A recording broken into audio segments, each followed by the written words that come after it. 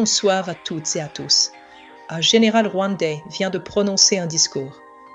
Dans ce discours, il affirme que son pays se défend, qu'il protège ses frontières contre une menace génocidaire venue du Congo, que les forces rwandaises n'ont d'autre choix que d'agir pour leur survie. Mais au nom de la RDC, nous allons répondre avec les faits. Les États-Unis confirment la présence illégale de plusieurs milliers de troupes rwandaises en RDC. L'ONU établit que 3 000 à 4 000 soldats rwandais combattent aux côtés du M23. Depuis 1996, cette invasion rwandaise a causé 6 millions de morts congolais. 6 millions. 319 civils massacrés en juillet 2025 dans 4 villages de Rutshuru. 140 exécutions sommaires près de Virunga. Des femmes violées, des enfants égorgés, des corps jetés dans des fosses communes. Le rapport Mapping de l'ONU documente les crimes rwandais de 1996-1997. L'armée rwandaise a massacré des dizaines de milliers de personnes sur notre sol. Des Hutus congolais, des femmes, des enfants. Le rapport dit textuellement que ces crimes pourraient constituer un génocide. Pas des bavures, pas des dommages collatéraux. Un génocide. Général, vous voulez parler de génocide ? Parlons-en. Mais parlons-en avec les vrais chiffres, les vôtres, ceux que vous avez commis chez nous. Ce soir, nous allons décortiquer votre discours. Et nous allons montrer comment un assassin se déguise en victime. Commençons par ce que son discours ne dit jamais. Les massacres documentés, les crimes établis, les preuves que ce général nie. Le général rwandais invoque le génocide de 1994. Il le cite à chaque phrase, mais il oublie un document. Le rapport Mapping de l'ONU de 2010, 545 pages, des dizaines de milliers de victimes documentées, plusieurs centaines de massacres répertoriés, sur notre territoire, par l'armée rwandaise. En octobre 1996, l'armée rwandaise a envahi le Zaïre, officiellement pour détruire les camps de réfugiés Hutus, dans les faits pour massacrer tout ce qui portait le nom Hutu. Le rapport est chirurgical. Il documente la méthodologie. L'armée rwandaise et ses alliés de l'AFDL attaquaient systématiquement les camps de réfugiés avec des armes lourdes et légères. Ensuite, ils promettaient d'aider les survivants à rentrer au Rwanda. Les survivants se regroupaient et ils étaient massacrés. À Kibumba en octobre 1996. À Mugunga et Osso en novembre 1996, à Ombo et Biriko en décembre 1996, à Tingi et Lubutu en mars 1997, des femmes, des enfants, des vieillards. Le rapport décrit comment les massacres suivaient un plan quasi identique. Les soldats rwandais et de l'AFDL organisaient de fausses réunions. Ils convoquaient les populations Hutus sous prétexte de discuter du rapatriement au Rwanda pour les réfugiés ou de présenter les nouvelles autorités pour les Hutus congolais installés dans la région, ou encore de distribuer de la nourriture. Une fois les gens rassemblés, ils les massacraient systématiquement. Le rapport cite des dizaines de cas documentés. Muskera, Rutshuru et Kiringa en octobre 1996. Mugwogo et Kabaraza en novembre 1996. Ombo, Katoyi, Kauza, Tiforoka, Kinigi, Moosenge, Mutiko et Nyakariba en décembre 1996. Kibumba et Kabizo en avril 1997. Mushangwe en août 1997. La méthode était systématique. Au territoire de Rutshuru, le 30 octobre 1996, l'armée rwandaise a tué 350 Hutus congolais à coups de marteau sur la tête, dans le centre-ville. Les soldats avaient appelé les civils qui avaient fui le village de Kiringa à revenir chez eux pour assister à une grande réunion publique. Ils sont venus et ils ont été massacrés. Le rapport établit que dans la vaste majorité des cas, il ne s'agissait pas de personnes tuées involontairement au cours de combats.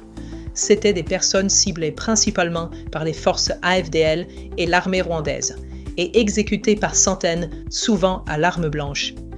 Les enfants étaient tués sans distinction avec les adultes, parfois de manière particulièrement cruelle, à coups de hachette ou en leur fracassant la tête contre un mur ou un tronc d'arbre. D'autres ont été signalés brûlés vifs dans leur maison, avec leur famille. Le rapport documente aussi les barrières systématiques.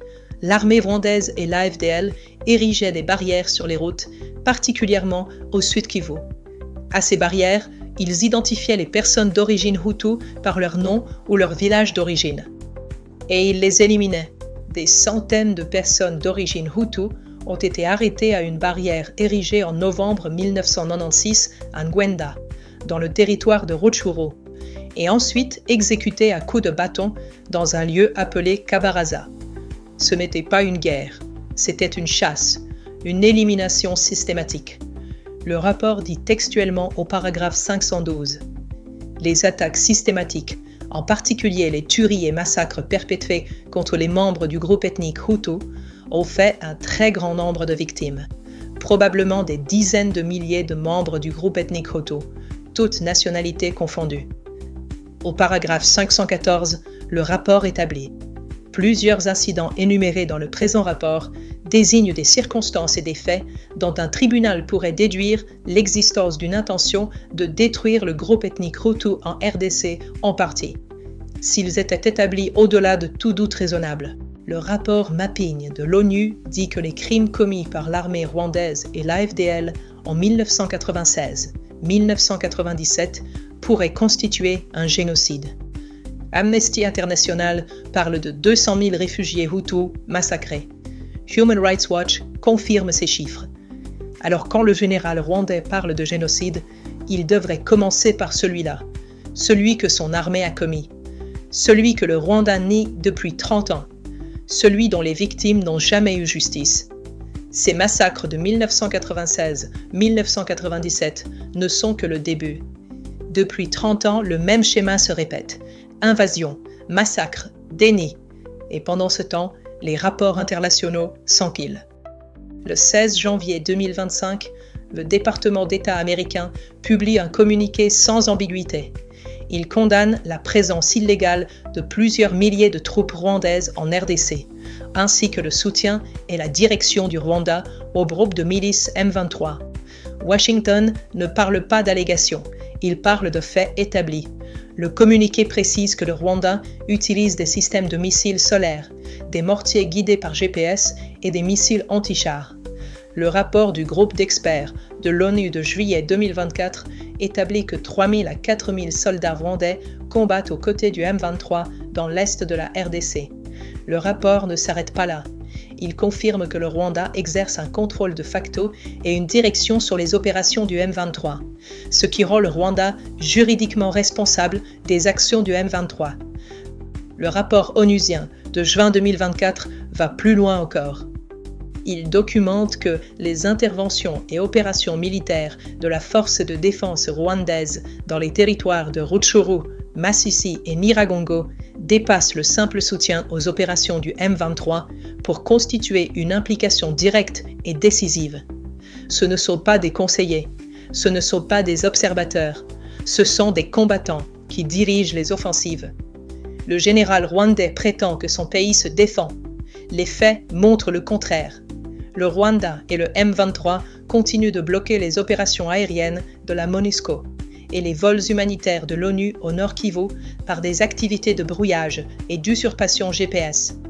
Ces actions mettent en danger le personnel onusien et humanitaire, tout en bloquant l'aide aux civils qui souffrent de la violence.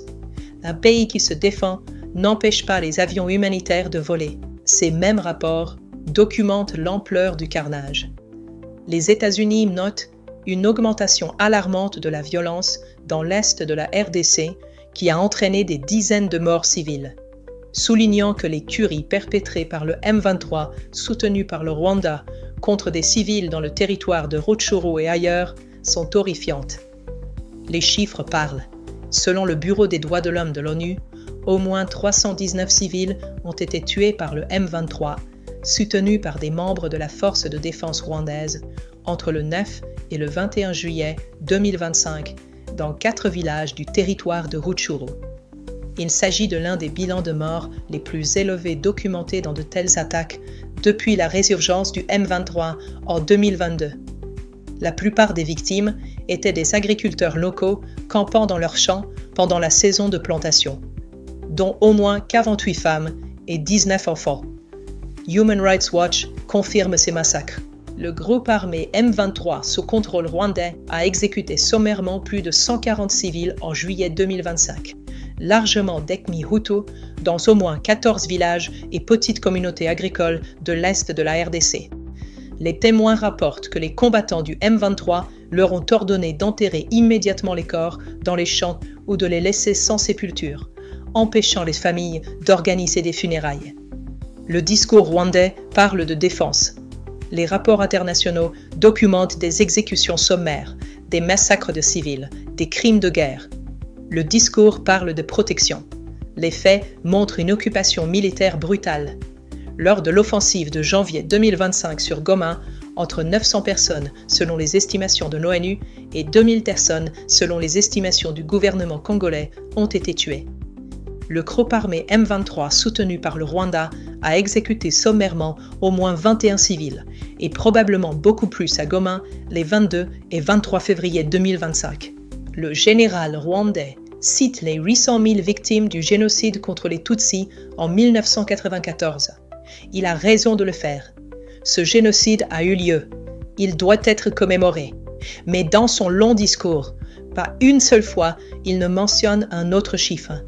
Depuis 1996, le conflit que le Rwanda a déclenché dans l'est de la RDC a causé environ 6 millions de morts congolais. 6 millions. Mais cette machine de mort ne se contente pas de tuer. Elle manipule, elle instrumentalise, elle construit un discours pour justifier l'injustifiable. Le discours de ce général rwandais fonctionne sur 3 piliers rhétoriques. Le premier est la répétition hypnotique. Le mot génocide revient en boucle, à chaque phrase ou presque.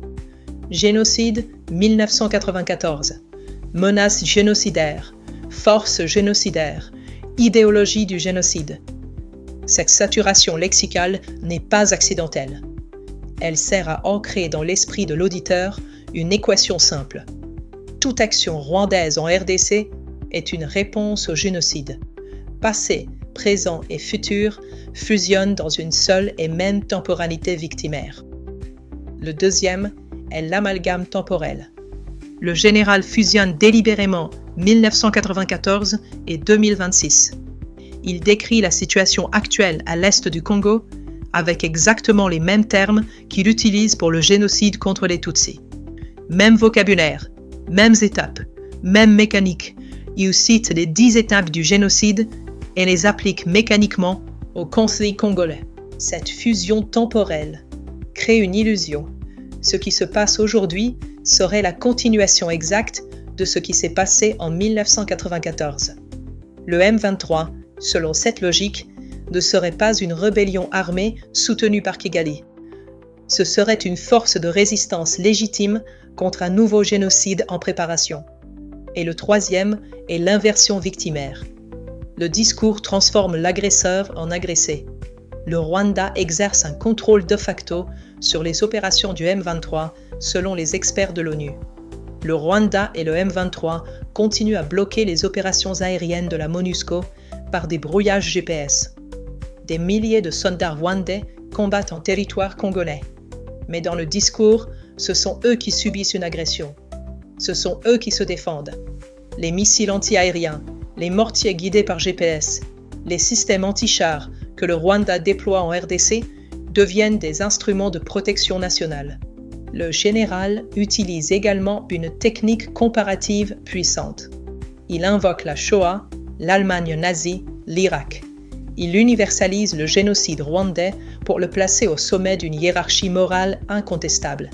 Toute critique de l'action rwandaise devient alors du négationnisme. Toute demande de retrait des troupes devient une trahison de la mémoire. Quiconque ose pointer les faits s'expose à être accusé de préparer un nouveau génocide. Cette construction n'est pas nouvelle. Elle a déjà fonctionné. En 1996, le Rwanda a envahi le Zaïre avec le même argument. Protéger les populations Tutsis contre les génocidaires réfugiés au Congo. En 1998, nouvelle invasion, même justification. En 2012, création du M23, même récit. Et en 2025, Offensive sur Goma, même rhétorique. 30 ans de la même histoire. 30 ans où la mémoire du génocide de 1994 sert de bouclier moral à l'occupation militaire de notre pays. Ce que le discours ne dit jamais, c'est que le Rwanda n'a jamais été menacé militairement depuis le territoire congolais. Aucune offensive des FDLR n'a jamais franchi la frontière rwandaise. Aucune attaque n'a jamais visé Kigali depuis 1994. Les FDLR présents sur notre sol sont un problème congolais que nous devons résoudre, pas un prétexte pour une invasion étrangère. Le discours omet également que le Rwanda refuse systématiquement le désarmement négocié de ces groupes. Pourquoi ? Parce que leur présence justifie la présence rwandaise. Sans menace, pas de justification. Sans justification, pas d'occupation. Ce général termine sur un appel mobilisateur. Il demande aux jeunes Rwandais de raconter l'histoire sur les réseaux sociaux, de diffuser le récit officiel, de combattre ceux qui distordent les faits. Cette guerre narrative est aussi importante que la guerre militaire. Car si le récit rwandais s'impose internationalement, alors l'agression devient défense, l'occupation devient protection, et les 6 millions de morts congolais deviennent invisibles. Mais derrière la rhétorique, il y a un projet qui dépasse le discours sécuritaire, un projet d'État dans l'État. Le général rwandais parle de défense. La réalité montre une toute autre ambition. En 2025, le M23 a établi une administration parallèle dans les zones qu'il contrôle au nord et sud Kivu. Des conseils locaux et provinciaux, une force de police reconstituée, un système fiscal qui collecte $800 000 par mois rien que sur les mines de coltan de Rubaya. Ce n'est pas une rébellion, c'est un État dans l'État, et le Rwanda en est l'architecte. Regardons comment le Rwanda joue sur 2 tableaux simultanément. D'un côté, Kigali refuse obstinément de négocier directement avec Kinshasa. Le 15 décembre 2024, le président Kagame refuse d'assister à un sommet tripartite à Luanda. Le sommet devait réunir Tshisekedi, Kagame et le médiateur angolais pour discuter du désarmement des FDLR. Kagame ne vient pas. Son absence alimente les soupçons. L'implication du Rwanda dans l'est du Congo n'est pas motivée par la sécurité. Elle est motivée par le contrôle économique et territorial. Mais simultanément, le Rwanda insiste pour que la RDC négocie directement avec le M23. À Doha en novembre 2025, Qatar a médiatisé des négociations séparées entre le gouvernement de la RDC et le M23, aboutissant au cadre de Doha pour la paix. À Genève également, la RDC et le M23 se sont retrouvés face à face. Le Rwanda observe de loin en marionnettiste. Voyez-vous la duplicité ? Le Rwanda refuse de reconnaître sa responsabilité en refusant de négocier directement. Mais il force la RDC à négocier avec sa marionnette, le M23, comme s'il s'agissait d'un acteur indépendant. Cette stratégie a 2 objectifs. Le premier est de légitimer le M23 comme force politique autonome alors que tous les rapports internationaux établissent qu'il est sous contrôle rwandais. Le deuxième est de fragmenter la RDC en créant une autorité parallèle dans l'Est qui pourrait, à terme, revendiquer une autonomie ou même une sécession. Le M23 contrôle désormais tous les coins commerciaux entre le Rwanda et les provinces du Nord et du Sud Kivu. Il a établi une gouvernance de facto sur ces zones. Il gère l'administration locale. Il perçoit des taxes. Il contrôle les mines. C'est une annexion rampante. Et pendant que le monde parle de processus de paix, le Rwanda consolide son emprise. Les chiffres militaires révèlent l'ampleur de l'occupation.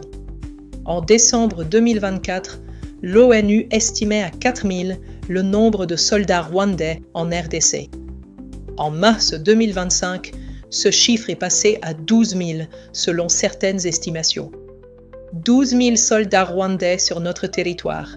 Ce n'est pas une présence défensive, c'est une armée d'occupation. Sur les réseaux sociaux circulent des rumeurs selon lesquelles le Rwanda construit une base militaire au Kivu. Nous n'avons pas de preuves formelles de cette base, mais nous avons les preuves d'une présence militaire massive, d'une administration parallèle fonctionnelle, d'un contrôle territorial effectif et d'un refus systématique de retrait malgré tous les accords signés. Car c'est là le cœur du piège. Le Rwanda a signé un accord de paix avec la RDC le 27 juin 2025 à Washington. L'accord prévoyait le retrait des troupes rwandaises dans les 90 jours. En septembre 2025, les troupes rwandaises n'avaient pas bougé. L'accord était violé. Le Rwanda a signé la déclaration de principe de Doha en juillet 2025. Les opérations du M23 ont continué. Tout au long de juillet, août et septembre 2025, les opérations du M23 ont persisté à travers le nord et le sud Kivu, incluant des déplacements forcés, des tueries de civils et l'expansion du contrôle rebelle dans les zones minières et les localités stratégiques. Le schéma est clair. Le Rwanda signe des accords pour calmer la pression internationale. Puis, il viole ces accords. Puis, il négocie de nouveaux accords. Puis, il les viole à nouveau. Cette tactique de l'accord perpétuellement violé sert un objectif stratégique, maintenir une instabilité permanente qui justifie la présence rwandaise. Car c'est le piège final. Le Rwanda ne veut pas la paix dans l'est du Congo. Il veut l'instabilité contrôlée. Une instabilité qui lui permet de maintenir ses troupes, de contrôler les ressources, de fragmenter notre territoire et de présenter tout cela comme une mesure défensive temporaire qui dure depuis 30 ans. Cette stratégie n'est pas nouvelle. Elle a été rodée en 1996, perfectionnée en 1998, et elle continue aujourd'hui. L'histoire établit le schéma. Ce général rwandais présente l'action de son pays comme une réaction défensive récente. L'histoire établit le contraire. La première guerre du Congo a commencé en 1996. Le prétexte était déjà le même. Des extrémistes hutus organisaient des milices au Congo. Une menace sécuritaire pour le nouveau régime Tutsi de Kigali. Mais qui a vraiment mené cette guerre? Le récit officiel parle de l'AFDL de Laurent Kabila. La vérité est différente. L'AFDL a été créée à Kigali en octobre 1996. Créée par le Rwanda, financée par le Rwanda, armée par le Rwanda, dirigée par le Rwanda. Laurent Kabila n'était pas un leader d'opposition actif à cette époque. Son opposition des années 70 et début 80, une opposition militaire, avait été étouffée par Mobutu. Kabila vivait en exil en Tanzanie, où il était réputé pour le trafic d'or, de diamants et d'ivoire d'éléphant passé en contrebande du Zaïre via le Burundi.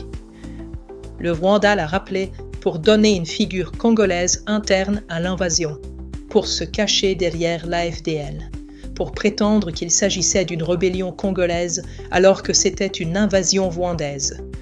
André Kisaze Ngandu, un insurgé plus ancien avec des références révolutionnaires, était le président de l'aile militaire de l'AFDL, le Conseil national de résistance pour la démocratie. Ngandu exprimait apparemment une opposition au massacre de réfugiés hutus dans les camps congolais.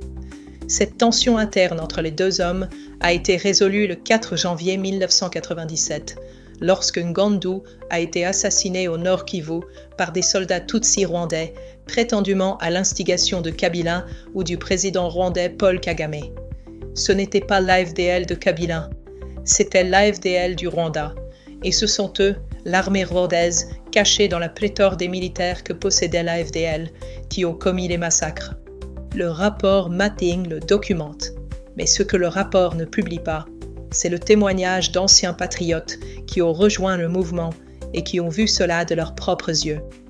Entre octobre 1996 et juin 1997, les forces AFDL, infiltrées de militaires rwandais et l'armée rwandaise ont tué systématiquement des dizaines de milliers de Hutus. Réfugiés rwandais, Hutus congolais, femmes, enfants, vieillards. Le président rwandais Paul Kagame l'a lui-même reconnu dans une interview au Washington Post le 9 juillet 1997. Il a admis que les troupes rwandaises avaient joué un rôle clé dans la création de l'AFDL et avaient participé à sa campagne. Selon Kagame, la stratégie de campagne comprenait 3 éléments: détruire les camps de réfugiés, détruire les ex-phares et interamois basés dans et autour des camps et renverser le régime Mobutu. Mais ce que les nations occidentales ne savent peut-être pas ou essaient d'ignorer est que ces forces rwandaises n'ont absolument pas fait de distinction entre ces ex-phares, ces interamois et les civils.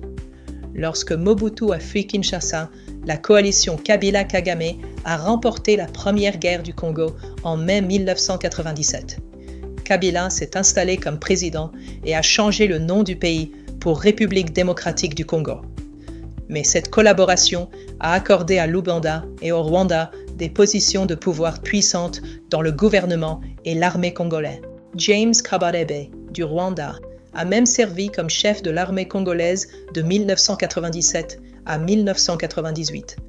En 1998, la deuxième guerre du Congo a éclaté suite à la détérioration des relations entre Kigali et Kinshasa. Kabila a commencé à retirer les Tutsis ethniques de son gouvernement et a pris des mesures pour affaiblir la présence militaire rwandaise dans l'est de la RDC. Kabila a ordonné à toutes les troupes étrangères de quitter le Congo, ce qui a permis aux groupes armés Hutus de s'organiser à nouveau à la frontière. Le Rwanda a répondu en envahissant à nouveau en août 1998.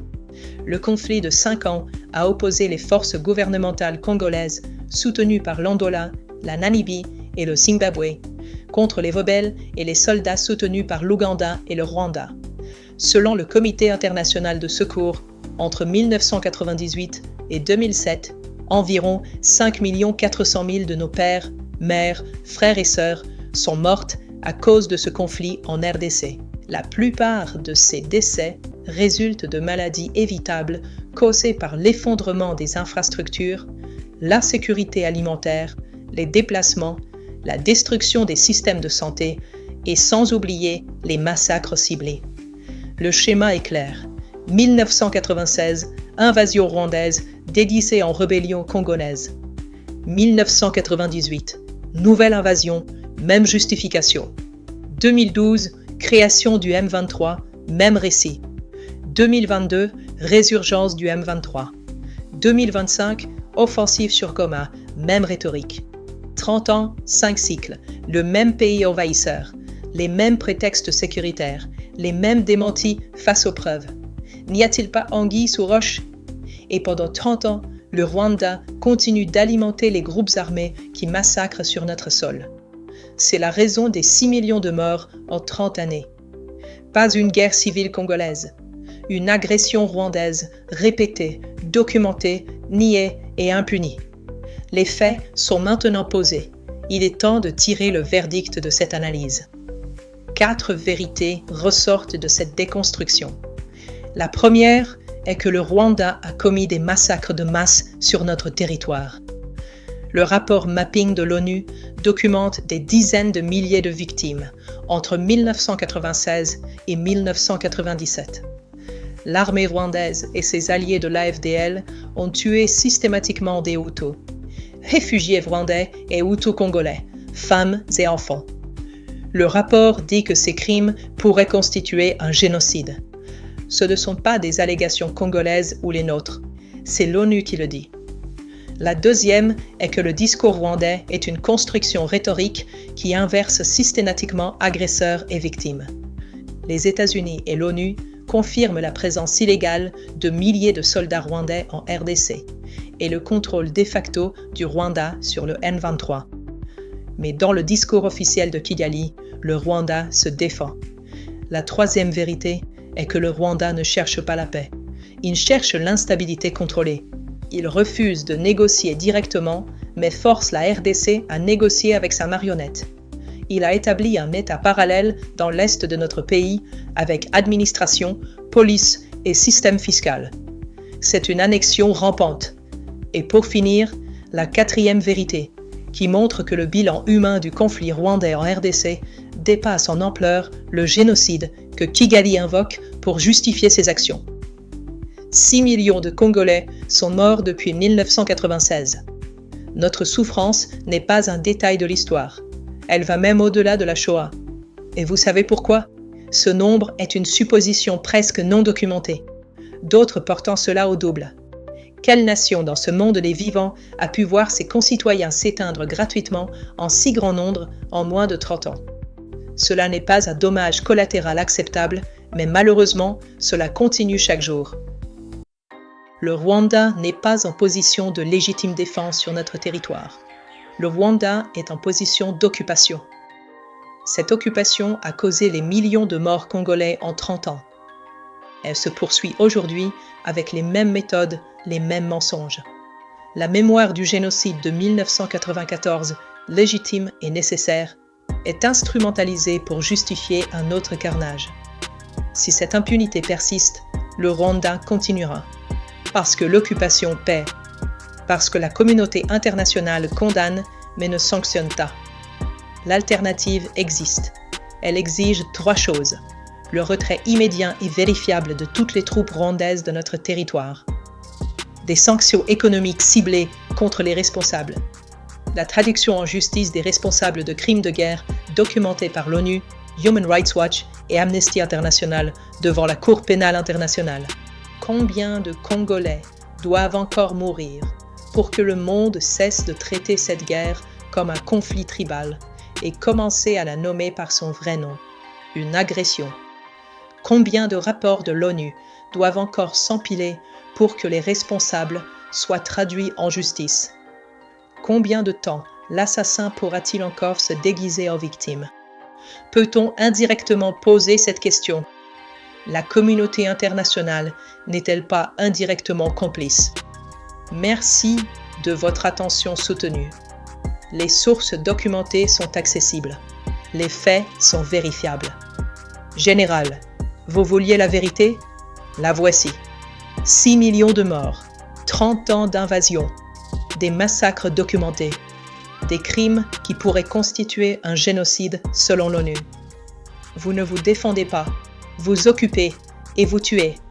Pour nos compatriotes de l'Est qui vivent l'enfer quotidien de cette occupation, sachez que votre souffrance n'est pas invisible. Elle est documentée. Elle sera rappelée. Elle obtiendra justice. Que Dieu bénisse notre nation et lui accorde la paix dans la dignité. C'était Solange. Les faits n'ont pas besoin de manipulation pour se défendre. Ils ont juste besoin d'être dits. À la prochaine analyse.